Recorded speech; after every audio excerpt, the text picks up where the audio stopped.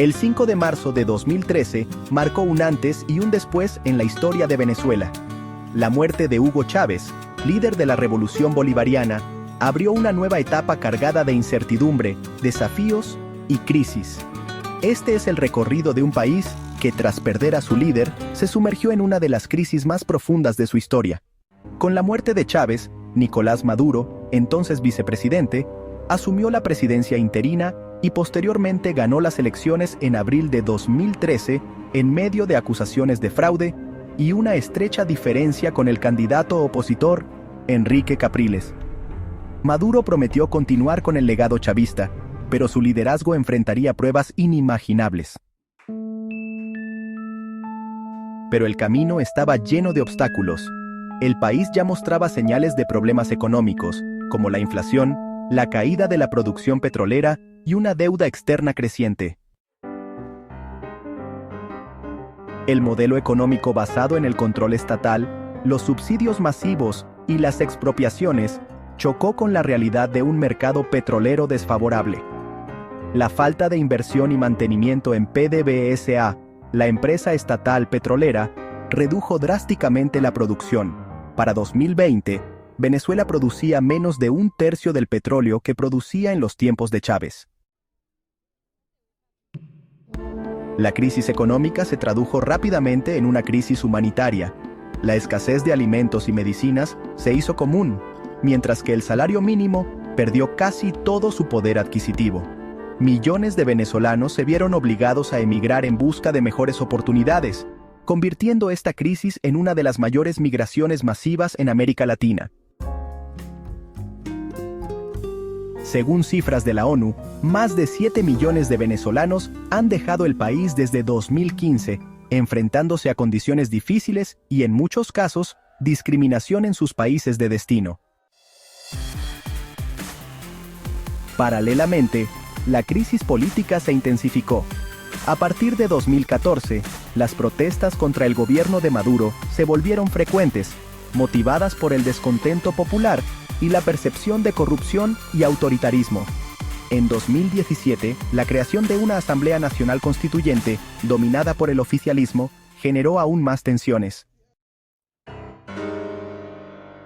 En 2019, la crisis alcanzó un punto álgido cuando Juan Guaidó, presidente de la Asamblea Nacional, se autoproclamó presidente interino, con el respaldo de más de 50 países. Sin embargo, a pesar del apoyo internacional, Guaidó no logró consolidar el poder, y Maduro se mantuvo en el control gracias al respaldo de los militares y aliados como Rusia y China. Hoy, Venezuela sigue enfrentando desafíos enormes. Aunque en los últimos años el gobierno ha flexibilizado algunas políticas económicas y ha habido cierta estabilización, las heridas de la crisis aún están abiertas.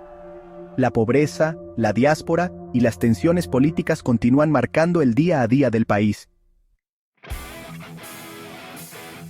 Millones de venezolanos se vieron obligados a emigrar en busca de mejores oportunidades, convirtiendo esta crisis en una de las mayores migraciones masivas en América Latina. Según cifras de la ONU, más de 7 millones de venezolanos han dejado el país desde 2015, enfrentándose a condiciones difíciles y, en muchos casos, discriminación en sus países de destino. Los principales destinos han sido países como Colombia, Ecuador, Perú, Chile, Argentina y Brasil. En 2017, el país vivió uno de los episodios más oscuros de su historia reciente. Miles de jóvenes salieron a las calles para protestar contra el gobierno, exigiendo democracia y un cambio en las políticas represivas. La respuesta del gobierno fue brutal. Más de 120 personas murieron en enfrentamientos, miles fueron detenidas y muchas de ellas sometidas a torturas, según organizaciones de derechos humanos. Este año marcó una generación entera que vio sus sueños truncados por la represión. Desde la época de Hugo Chávez hasta la actualidad, María Corina Machado ha sido una de las figuras más vocales de la oposición venezolana. Con una postura firme contra el socialismo y el autoritarismo, ha denunciado fraudes electorales y corrupción sistemática, incluyendo el colosal fraude del 28 de julio de 2024. María Corina Machado y Edmundo González han sido figuras clave en la oposición al régimen de Nicolás Maduro en Venezuela. Tras las elecciones del 28 de julio de 2024, donde Maduro y González se proclamaron vencedores, la oposición denunció un fraude electoral masivo. María Corina Machado, líder de la oposición, afirmó que González había ganado con el 70% de los votos y denunció irregularidades en el proceso electoral. En respuesta, Nicolás Maduro acusó a María Corina Machado de tener un pacto satánico con Elon Musk y con la Iglesia Satánica de Estados Unidos. En cuanto a las relaciones con Colombia, Maduro ha mantenido una postura confrontacional hacia los expresidentes Iván Duque y Álvaro Uribe. Ha señalado a ambos como figuras clave en lo que denomina la internacional fascista y los ha acusado de instigar violencia en Venezuela. Respecto a la relación con Cuba, el régimen de Maduro ha mantenido una alianza estrecha con el castrismo. Esta relación se ha caracterizado por pactos militares y de inteligencia que han ayudado a Maduro a suprimir el disenso y consolidar su poder. En estas elecciones, Edmundo González y María Corina se convirtieron en protagonistas, denunciando irregularidades que marcaron un punto de quiebre en la credibilidad del sistema electoral venezolano.